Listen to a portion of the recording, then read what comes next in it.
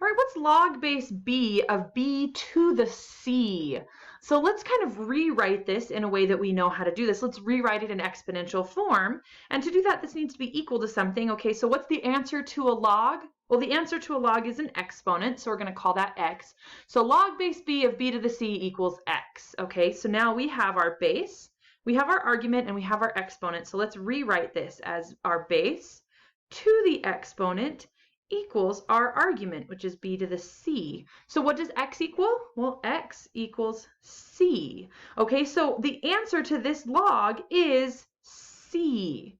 So if you look at this, what you realize is that this log basically cancels out this exponential, and all we're left with is this exponent. So a log cancels an exponential.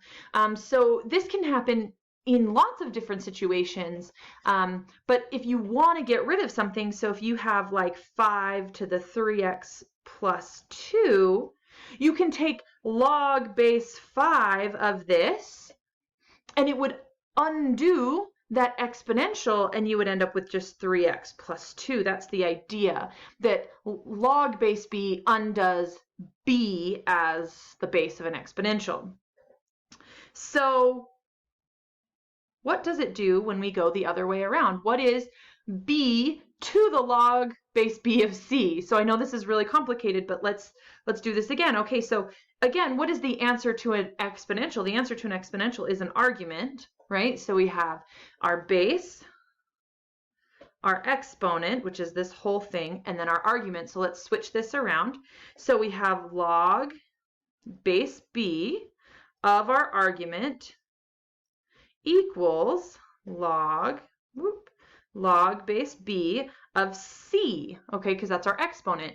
Now, what is a then? Well, a has to be c because, you know, log base b of a equals log base b of c. They have to be the same number.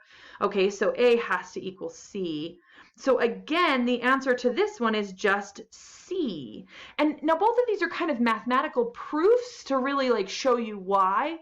But what I want you to take away from this is that an exponential and a log of the same base basically cancel each other out. So they kind of undo each other.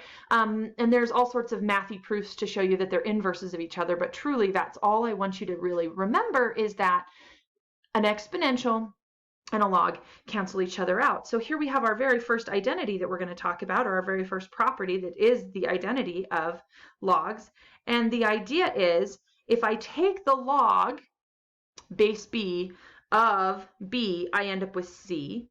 And if I take b, raise it to the log base b of c, I end up with c. Again, this log kind of cancels out this exponential, and this exponential kind of cancels out this log. So we can just like undo things by canceling out things. You know, same thing if I had, you know, ln of 52x, right? I could equals, I don't know, 75, okay? I could raise both sides to the e, right? I could say, I'm going to raise this one e to this thing and e to that thing. Now the e cancels out the ln, and I get 52x equals e to the 75. And now that's something I know how to solve because I have a calculator that could put e to the 75 in, and I can divide by 52. So again, logs cancel out exponentials, and exponentials cancel out logs.